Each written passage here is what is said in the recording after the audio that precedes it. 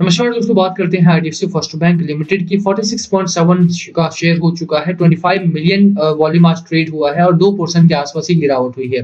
बात बाजार की जहां तक रही, बाजार काफी फिसला है। इस हफ्ते में अगर आप देखोगे तो अराउंड 3-3.5% के आसपास निफ्टी 50 और सेंसेक्स कंबाइंड फिसला है। आज भी अगर आप देखो तो मिड कैप 2.5%, निफ्टी नेक्स्ट 50 1.5% और निफ्टी 50 और निफ्टी बैंक अराउंड 0.75% के करीब में फिसले हैं। तो जहां तक बाजार की बात है, बाजार में एक डीप बेरिश मोमेंटम जारी है। और ट्रेंड की जहां तक बात है, ट्रेंड अभी भी देखो साइडवेज का ही बताऊंगा मैं आपको। यहाँ पे निफ्टी 50 में जो एक ट्रेंड बना हुआ है, जो एक एक जोन बना हुआ है, उस जोन के बीच में है अभी भी बाजार आपको। तो बिल्कुल करना क्या है, क्या स्ट्रैटेजी फॉलो करनी है। आईडीएफसी फर्स्ट बैंक की जहां तक बात है, यहाँ पर भी वो ट्रेंड साफ दिखाई देता है। खबरें क्या है Q3 को लेकर के, या फिर आने वाले दिनों में क्या आपको यहाँ पर कोई बहुत बड़ा जंप देखने को मिलेगा भी या नहीं। जहां तक आईडीएफसी फर्स्ट बैंक में खबरों की बात रहती है, खबरें अच्छी हैं तो क्या उसके बाद Q3 का इंतजार करना चाहिए खरीदारी करने से पहले, या फिर करना है आपको। चलिए स्टार्ट करते हैं इस वीडियो। काफी बड़ी खबरें हैं, लॉकडाउन से संबंधित भी, एफआईआई से संबंधित भी। बट उससे पहले अगर आप चैनल पे नए हो तो प्लीज चैनल को सब्सक्राइब कर दो and hit that bell icon ताकि आपको नोटिफिकेशन मिल सके। चलिए शुरू करते हैं। सबसे पहले देखिए, बात बाजार की हो तो बेहतर है, क्योंकि बाजार की वजह से मार्केट में पूरा उथल-पुथल मचा हुआ है। बाजार में आज बहुत बुरी तरह से गिरावट हुई है। एंड पिछला 3 दिन अगर आप निफ्टी 50 का चार्ट मैं आपको डेली में लेकर के चलता हूँ और डेली चार्ट आप देख लो, ये 3 दिन काफी डीप गिरावट आपको देखने को मिली है। ठीक है, 2 दिनों का पहले भी 2-3-4 दिन आपका साइडवेज का बाजार था और लगा था कि बाजार गिरेगा, बट इतनी बुरी तरह से इसकी उम्मीद कम थी। अभी भी साइडवेज का बाजार है, इसमें कोई दो राय नहीं कि मार्केट में अभी भी एक बड़ी रैली की संभावना बन रही है। अभी प्रॉब्लम ये है कि गवर्नमेंट ऑफ इंडिया लॉकडाउन को लेकर के इतना ज्यादा सीरियस हो चुकी है कि उसकी वजह से बाजार गिरावट में है, इसकी फिक्र नहीं है।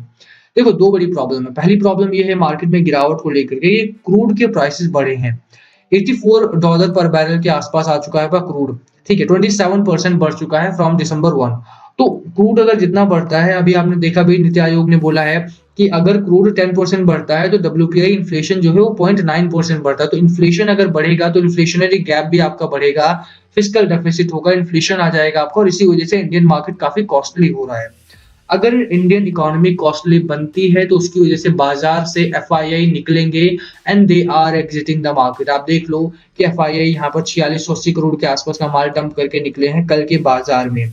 तो क्रूड का प्राइस बढ़ना न सिर्फ एक प्रॉब्लम है ऑयल इंडस्ट्री के लिए, बल्कि मार्केट के जनरल स्टॉक्स में भी ये प्रॉब्लम क्रिएट कर सकता है।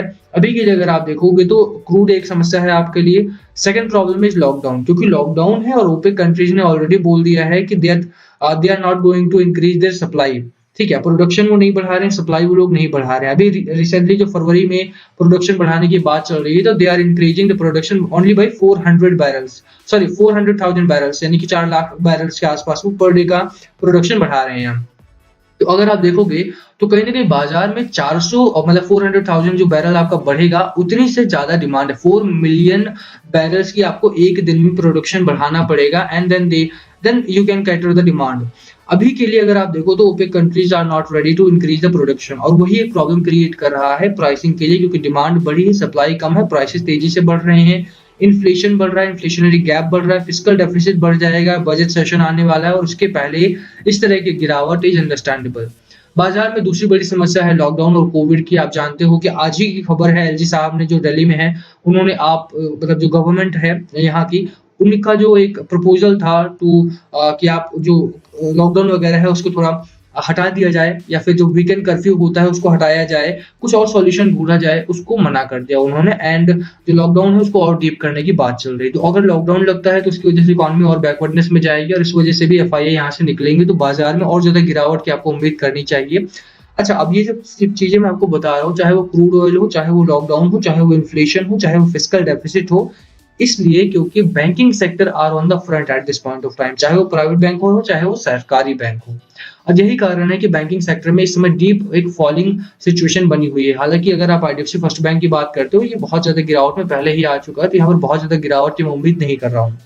लोअर एंड पे 40 रुपीज तक के आपको यहाँ पर लेवल्स आते हुए दिखाई दे सकते हैं, अगर मार्केट में कोई इंटरवीन नहीं करता है। अभी के लिए अगर आप देखोगे तो government of India is not ready to देखो, अभी की प्रॉब्लम ये है कि लॉकडाउन को हटाना एक बड़ी समस्या बन सकती है, बट उसको ना हटाना भी एक बड़ी प्रॉब्लम क्रिएट कर रहा है, क्योंकि एफआईआई अगर एग्जिट करते हैं तो 4 हफ्ते की जो रैली यहाँ पर आई है वो सारा का सारा गायब हो जाएगा। अगर आपको याद हो तो पिछली बार जब गिरावट हो रही थी, ये 2 से 3 हफ्तों में ही 2 लाख 3 लाख करोड़ रुपए के आसपास मार्केट से गायब हो रहे थे, वाइप आउट हो रहे थे और वही सिचुएशन अगर यहाँ पर बनती है, तो उतना ही आपका फिर फॉरेक्स रिजर्व भी गायब होगा। ठीक है, तो वो भी सिचुएशन आपको मैनेज करना पड़ेगा और इसी वजह से प्रॉब्लम में है बाजार इस समय।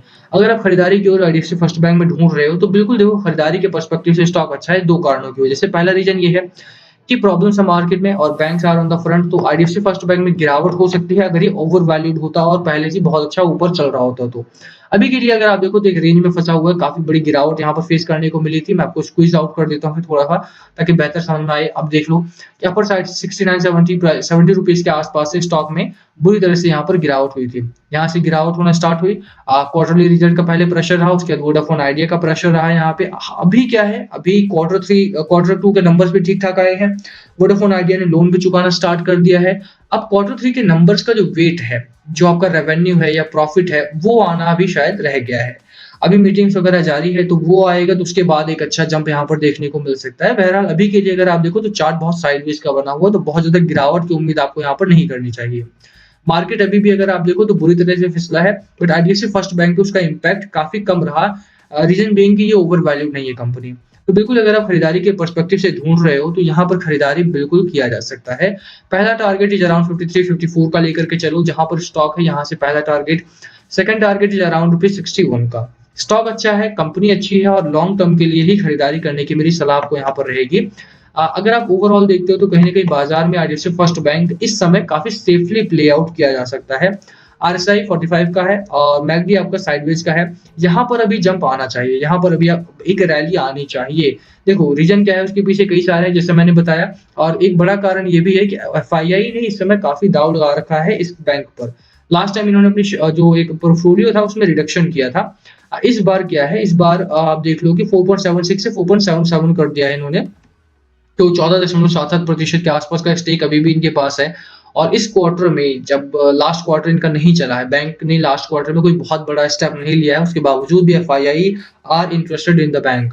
तो बिल्कुल साफ है कि यहाँ पर, और म्यूचुअल फंड ने भी दिसंबर क्वार्टर में अपनी शेयर होल्डिंग को बढ़ाया है यहाँ पे 15% के आसपास, 0.515% के आसपास।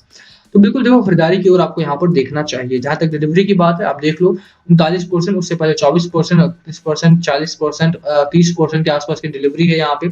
अब मोर देन एवरेज डिलीवरी यहाँ पर उठाई जा रही है। और जहां तक एफआईआई की बात है, बिकवाली में है, तो बिल्कुल अभी आप अगर खरीदारी करते हो तो एक अच्छा मौका है आपके सामने, but do not go aggressive. बहुत कम, बहुत धीरे आप बाइंग करो यहाँ पे। मार्केट में किसी भी स्टॉक को लेकर के इस समय अग्रेसिव ना जाओ तो ज्यादा बेहतर रहेगा। ठीक है, बाकी last call must be yours, क्या है आपकी स्ट्रैटेजी स्टॉक को लेकर के, प्लीज कमेंट करके शेयर करना। अगर आपने ऑलरेडी बाय किया हुआ है स्टॉक, और मुझे उम्मीद यही है कि आप फंसे नहीं होंगे, क्योंकि आपने अराउंड इस प्राइस से बाय किया होगा, या तो आप साइडवेज चल रहे होंगे, क्योंकि स्टॉक ने काफी ज्यादा लंबा समय लिया है इस जोन में। तो बहुत ज्यादा लंबा समय रिटेल इन्वेस्टर रुकते नहीं है, बट लेट्स फेस इट, अगर आप बहुत टाइम से रुके हुए हो तो अभी वेट करो। अभी आईडीएफसी फर्स्ट बैंक का समय नहीं आया है, आएगा जरूर, वेट करने की मेरी सलाह रहेगी। होल्ड करो अपने पोर्टफोलियो को। बाकी वीडियो को यहीं खत्म करेंगे। पसंद आए तो लाइक करना, चैनल पे नए हो तो सब्सक्राइब किए बिना मत जाना। Thank you for watching and please comment अगर कुछ पूछना हो तो।